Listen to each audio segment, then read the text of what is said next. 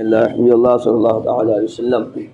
دیکھیے حضرات محترم، پیر شریف ہے مصطفیٰ جان رحمت صلی اللہ تعالیٰ علیہ وسلم، پڑھو صلی اللہ تعالیٰ علیہ وسلم کا میلاد شریف ہے۔ حضور صلی اللہ تعالیٰ علیہ وسلم کا جنم دن ہے۔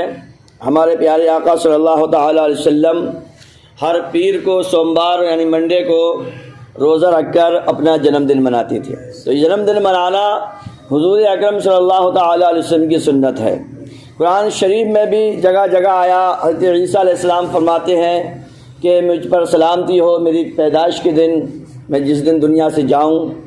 تو پیدائش کی خوشی منانا ہمارے پیارے آقا صلی اللہ تعالیٰ علیہ وسلم کی سنت ہے۔ اور آج پیر و مرشد حضرت شاہ ثقلین صاحب قبلہ کا بھی جنم دن ہے۔ اس کے لیے دیکھ رہے ہیں مال کتنا لے کے آئے یہ سب ثقلینی لوگ، ماشاء اللہ۔ اللہ تعالیٰ ان نذرانے کو قبول و مقبول فرمائے۔ یہ سب ابھی فاتح ہو کے تقسیم ہوگا۔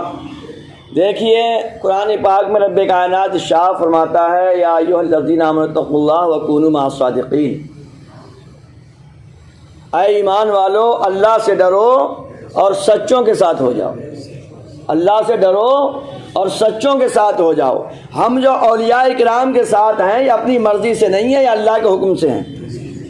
ہم جو اولیاء کرام کو مانتے ہیں یہ قرآن پاک کے عین مطابق ہے۔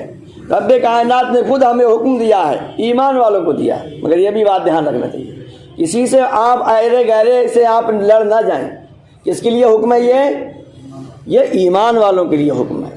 سمجھے نہیں سمجھے؟ ایمان والوں کے لیے حکم ہے، ایمان والا مان لے گا، اور جو ایمان والا نہیں ہوگا تو اس کے لیے یہ حکم ہی نہیں ہے۔ تو جب اللہ نے اس کو حکم نہیں دیا تو آپ اور ہم سب کیا ہوتے ہیں اس کو بھائی ٹارگٹ کرنے والے۔ تو ایمان والوں کے لیے اللہ نے فرمایا، اے ایمان والو اللہ سے ڈرو اور سچوں کے ساتھ ہو جاؤ، وَكُونُوا مَعَ الصَّادِقِينَ، اور سچوں کے ساتھ ہو جاؤ۔ سچوں سے مراد وہ ہیں جو اللہ اور رسول کے حکم کے مطابق زندگی گزارتے ہیں، انہی کے راستے کو صراط مستقیم کہا جاتا ہے۔ اہدنا الصراط المستقیم، ہم ہر نماز کی ہر رکعت میں یہ دعا مانگتے ہیں، اہدنا الصراط المستقیم، اے اللہ تو ہم کو سیدھے راستے پر چلا۔ اب سیدھا راستہ کون سا ہے تو رب کائنات نے خود ایکسپلین کیا، اسی میں اس کی وضاحت کی، بیاکیا کی، ڈیٹیل کی۔ اہدنا الصراط المستقیم صراط الذین انعمت علیہم، سچا راستہ ہے کون سا؟ اب سوال پیدا ہوگا، اللہ نے فرما دیا تم دعا مانگو ایسے کیسے؟ اہدنا الصراط المستقیم، اے اللہ ہم کو سیدھے راستے پہ چلا۔ اب سوال یہ آئے گا کہ سیدھا راستہ ہے کون سا؟ سیدھا راستہ کون سا ہے؟ سیدھا راستہ کون سا ہے؟ بھائی آج اسلام کا نام لینے والے، کلمہ پڑھنے والے دنیا میں بہت سارے لوگ ہیں، سب اپنے آپ کو مسلمان کہلاتے ہیں۔ آپ سے اونچی ٹوپی مل جائے گی، آپ سے اونچے پاجامہ مل جائیں گے ان کے، سمجھے، آپ سے زیادہ تو نشانی مل جائیں گی، مگر پھر سوال یہ ہوگا سیدھا راستہ ہے کون سا؟ تو خود خدا نے ہی ایکسپلین کیا، سمجھے، صراط الذین انعمت علیہم، راستہ ان کا جن پر خدا نے انعام فرمایا۔ راستہ کن کا؟ جن لوگوں کے اوپر اللہ نے احسان کیا، انعام فرمایا۔ اب اس کو اور ایکسپلین کیا دوسری جگہ رب کائنات نے کہ راستہ ان لوگوں کا جن پر اللہ نے انعام کیا، اور وہ ہیں کون؟ تو اللہ ہی نے اس کو بھی ایکسپلین کیا۔ پہلے اہدنا الصراط المستقیم دعا مانگنے کا طریقہ بتایا، اے اللہ ہم کو سیدھے راستے پہ چلا۔ پھر بتایا صراط الذین انعمت علیہم، راستہ ان کا جن کے اوپر اللہ نے انعام کیا۔ اب وہ کون ہے؟ ان کو بھی اور اللہ نے ڈیٹیل کی، وہ لوگ نبی ہیں جن پہ اللہ نے انعام کیا، وہ نبیوں کی جماعت ہے، رسولوں کی جماعت ہے، صدیقین اور صدیقین کی، شہداء کی جماعت ہے، اور اولیاء اللہ کی جماعت ہے، اولیاء اللہ کی جماعت ہے۔ اب اولیاء اللہ کون ہیں؟ الذین آمنوا وکانوا یتقون، قرآن پاک میں اس کو بھی بتایا ہے۔ اگر آپ کے پاس جتنا علم ہے آپ اتنے ہی گہرائی میں جاتے جاؤ، جاتے جاؤ۔ حضرت مولا علی مشکل کشا رضی اللہ تعالیٰ عنہ سوائی ان کا ذکر ہوا، وہ فرماتے ہیں اگر میں چاہوں تو صرف بسم اللہ کی تفسیر اتنی لکھی جائے گی 70 اونٹوں پہ کتابیں آئیں گی، اس کی 70 اونٹوں پر صرف بسم اللہ کی ڈیٹیل، صرف بسم اللہ کی اس کی ڈیٹیل فرماتے ہیں کہ اگر میں چاہوں تو 70 اونٹوں سے اس کی کتابیں بھر جائیں گی۔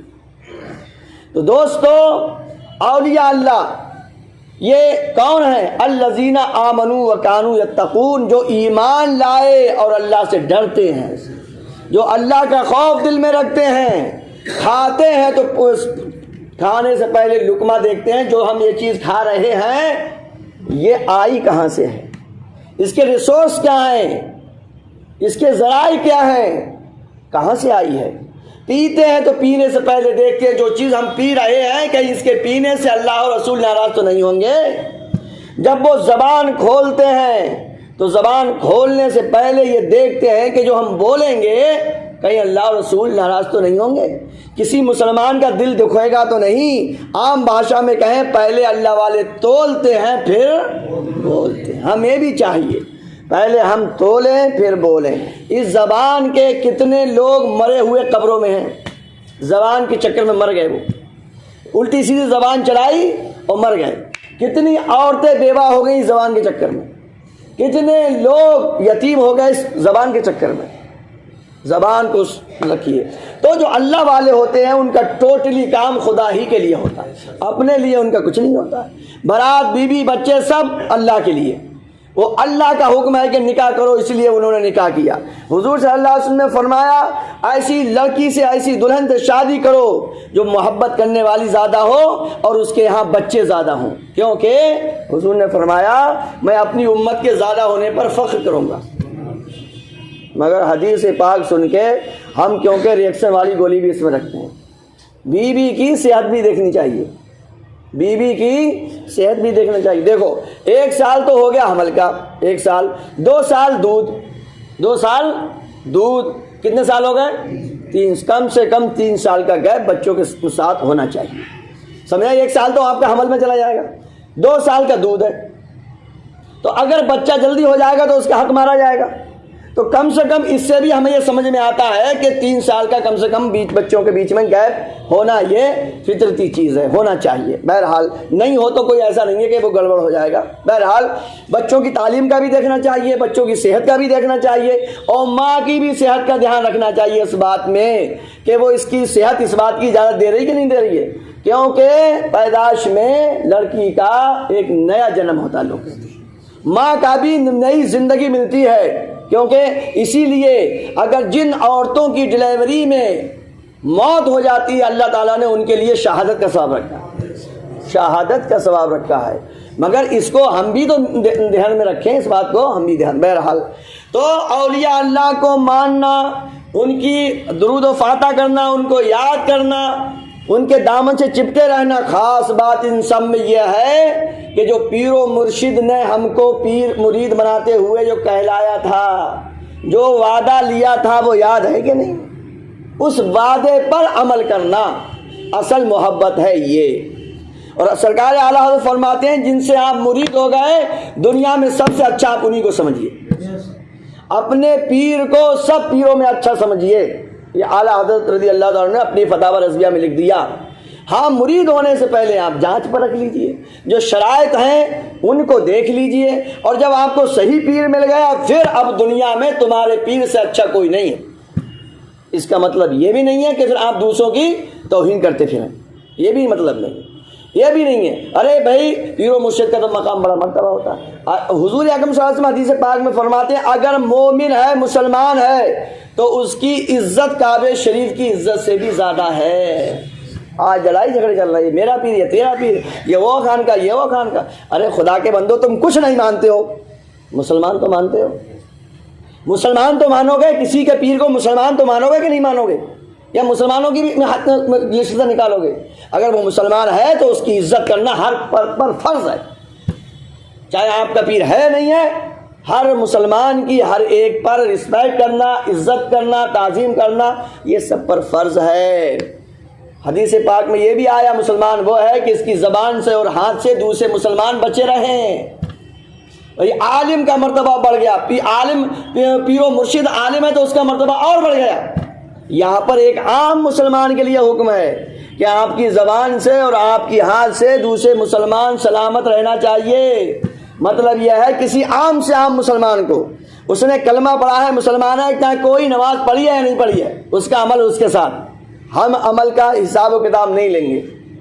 حساب و کتاب اللہ لے گا.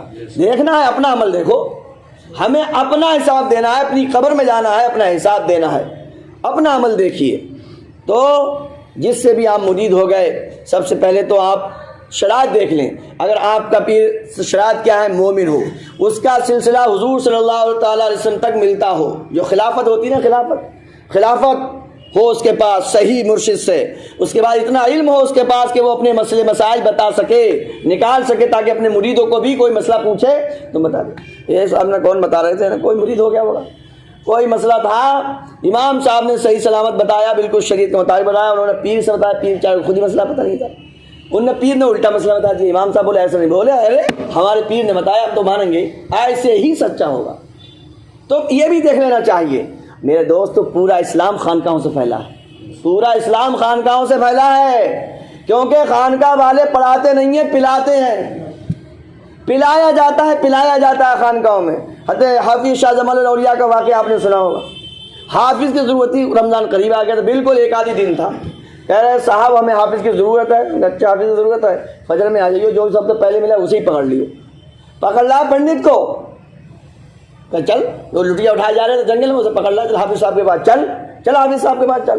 وہ آ گیا, کیا بات ہے, بولے تجھے یہاں قرآن سنانا ہے. بولے قرآن سنانا ہے, میں تو مسلمان ہی نہیں ہوں, قرآن کہاں سنا دوں گا. بولے یار ادھر, سینے سے لگایا پورا قرآن اس کے سینے میں.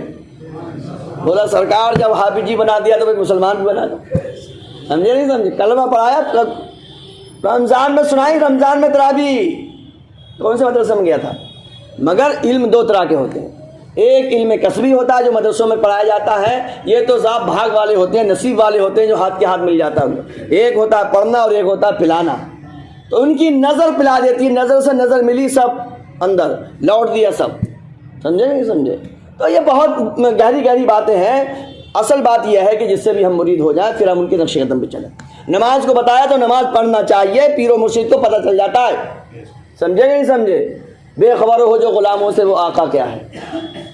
جو باتیں آپ مرید ہوتے ہوئے, آج کل مرید لوگ بن رہے ہیں تجارت کے لیے, بس میاں پھونک دیں اور تجارت ایک دم ہو جائے. سمجھے نہیں سمجھے. ہمیں مرید ہونا ہوتا ہے اللہ تک پہنچنے کے لیے. ہم ڈائریکٹ نہیں جا سکتے, کیونکہ جو اللہ والے ہوتے ہیں ان کا کنیکشن زیادہ ہوتا ہے. رب کائنات کی بارگاہ میں دعا ہے, رب کائنات ہم سب کو تمام پیر ولیوں کا ادب و احترام کرنے کی توفیق عطا فرمائے, اور تمام جتنے بھی پیر ولی زندہ ہیں رب کائنات ان کی عمروں میں برکت عطا فرمائے. خاص طریقے سے حضور شاہ ثقلین صاحب قبلہ کی عمر میں خوب رب کائنات برکت عطا فرمائے, اور سب کے پیر و مرشد جو بھی ہیں اللہ صحیح سلامت ہیں, سب کو رب کائنات خوب برکت عطا فرمائے, اور ان کے نقش قدم پہ ہمیں سب کو چلنے کی توفیق عطا فرمائے. 3 مرتبہ قل هو اللہ شریف پڑھ لیجئے. اور رجیم مانے آتا ہے مردود, ریجیکٹڈ, سمجھے, جس کو بھگا دیا گیا ہو, نکال دیا گیا ہو.